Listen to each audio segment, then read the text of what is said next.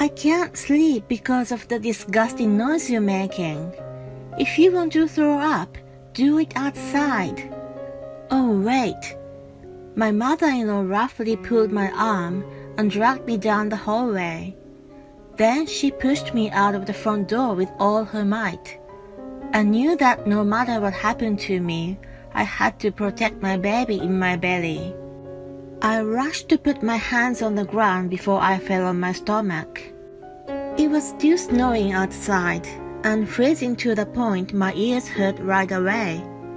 I wanted to go back inside immediately, but my mother-in-law looked down at me grimacing like a devil. "You're just being lazy, taking such a long maternity leave. Regardless of my condition, I worked, gave birth, and raised Jake. Your weakness has no excuse. I'm sorry, John. Please let me go back inside. Otherwise, my baby..." "Shut up. A weak mother can only give birth to a weak child. You will reflect on that and toughen up outside." She slammed the door shut mercilessly. The sound of the bolt echoed harshly in the cold air, and I realized that I had to stay out for the night. The tears on my cheeks quickly turned icy cold. Jake and I met in college.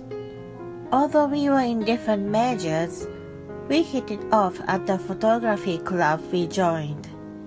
We started dating shortly after we met and got married. We both have a job, but I'm on maternity leave right now.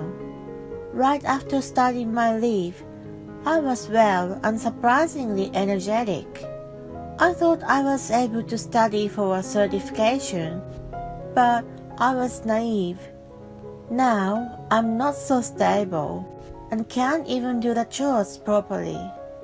I was working hard at a full-time job before, so I'm sometimes disappointed in myself for being weak. Jake's been my #1 supporter ever since my condition changed. He's been coming home on time almost every day. When I'm feeling down, he tells me, "Carrying a child is a hard work, so don't be hard on yourself. You just need to focus on having a healthy baby."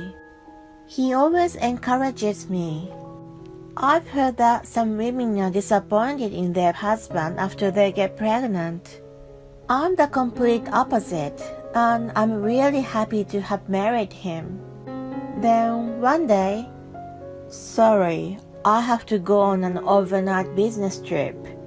It's something I can't refuse. Don't worry about it. I can manage for 2 days." To be honest, I'm worried. My condition's been up and down so much recently that I haven't been able to sleep well, even late at night. I've been able to manage my life somehow thanks to Jake's support. Even if I wanted to go back to my parents, I would have to fly to get there. It would be impractical to pay a lot of money for a flight for such a short stay. Jake seems to sense my uneasiness and gently puts my head into his chest. "So I'm thinking, why don't you go and stay with my parents?" "Your parents?" "Their place isn't that far from here, and I'll feel safer if you're with them." I can't say yes to his suggestion right away because I'm not very fond of John, my mother-in-law. It was the first time I went to meet them upon our engagement. My first impression of my father-in-law was serious, and John was chatty. At one point, I went to the restroom. When I came out of the stall, she was just coming in. I smiled at her, and she rolled her eyes in return. As I was stunned, not knowing what had happened, she sighed in annoyance. "I don't get what's so good about a plain girl like you. He doesn't have an eye for women." I remember only a little of what happened after that. When I realized it, it was all over. and I was back home with Jake. I couldn't talk to him about it and have kept it inside of me. She must have said it because she thought that I was taking her only son away from her. After that, whenever we've been alone, she continues to make sarcastic remarks to me. No other harm has been done so far, and both my father-in-law and Jake are always amazing to me. I've been telling myself to just put up with it, but I'm worried what would happen if we stayed under the same roof. When I remain silent, Jake looks into my face. Don't worry about my parents. We are family now, and it's only for 2 days. I'll try to finish my work quickly and come back as soon as I can. I take a deep breath, knowing that refusal was not an option. Yeah, okay, I'll stay with them. I'll drive you there the day after tomorrow. He walks into the kitchen to wash the dishes.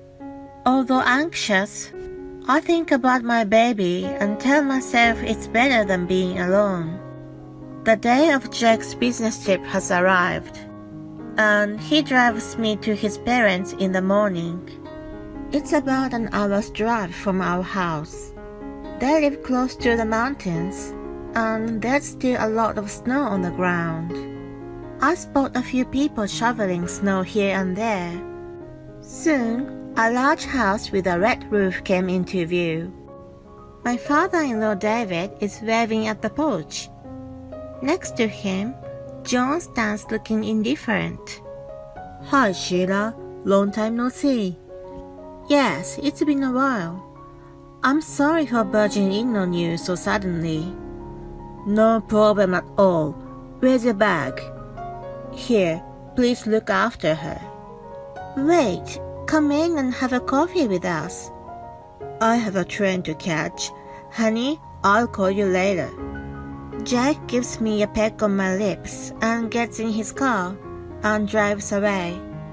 It's the usual gesture, but the look I get from John is ice cold.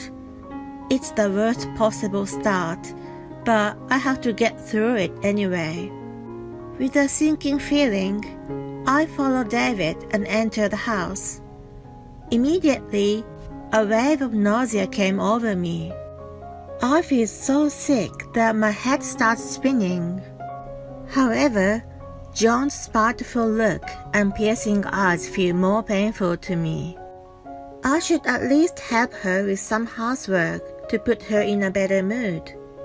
John, can I help you with cleaning the house? Showing no appreciation, she hands me, or more like throws the vacuum cleaner to me. I start right away, but it's not going well. It sucks up the rug, doesn't go all the way to the corner, and to top it all off, it hits the shelf. A picture frame on the shelf falls to the floor. It's a picture of John and Jake. When she notices this, she raises her eyebrows. Ah, you're so clumsy. Can't you even vacuum properly? I'm sorry. Stop it, John. She's pregnant. Whatever. I was able to do things when I was like her. Seeing her storm out of the room, David scratches his head. I'm sorry, Sheila. I'll talk to her later. Anyway, you should take a break. I've made your room. Thank you. He shows me to the guest room on the first floor. The bed is nicely made with a thick and fluffy cover on top, and there are many pillows. He must have prepared the room for me on the first floor out of concern of my condition. I thank him, who tells me he's going to shovel the snow, and gratefully crawl under the covers. As I doze off in the warmth, the door cracks open a little without a noise. I see a pair of glaring eyes peering through it. It's John. Slacker. Being lazy just because you're pregnant. Excuse me? It's much harder after the baby is born. You haven't even gone through the labor and are already acting like it's too much to handle. Her condescending tone is getting on my nerves. I manage to get myself up and walk toward her. I can do housework too. Without saying a word, she hands me a piece of cloth. Then she points to the hallway. She wants me to clean the floor. I know that doing such a thing with my current body will be quite a burden, but I have no choice.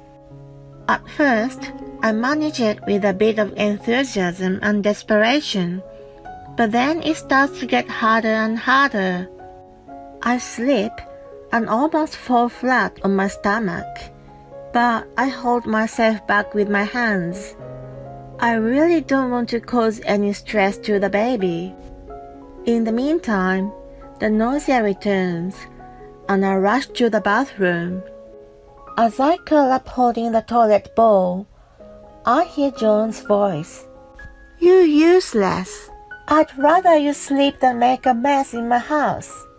She disappears into the living room. I can't say or do anything, so I crawl back into my room. I shrink under the cover and try not to think about anything. Eventually, I fell asleep. It's the middle of the night.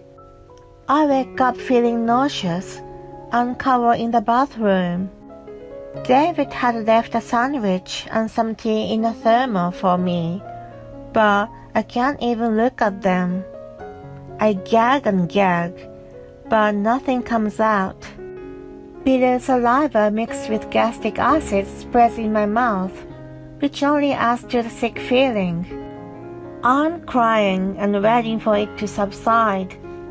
Then I hear a heavy sound, like someone stomping down the stairs. The door to the bathroom, which I forgot to lock, opened suddenly. I can't sleep because of the disgusting noise you're making. If you want to throw up, do it outside. Oh, wait. John roughly pulls my arm and drags me down the hallway. Then she pushes me out of the front door with all her might. I knew that no matter what happened to me, I had to protect my baby in my belly. I rush to put my hands on the ground before I fall on my stomach.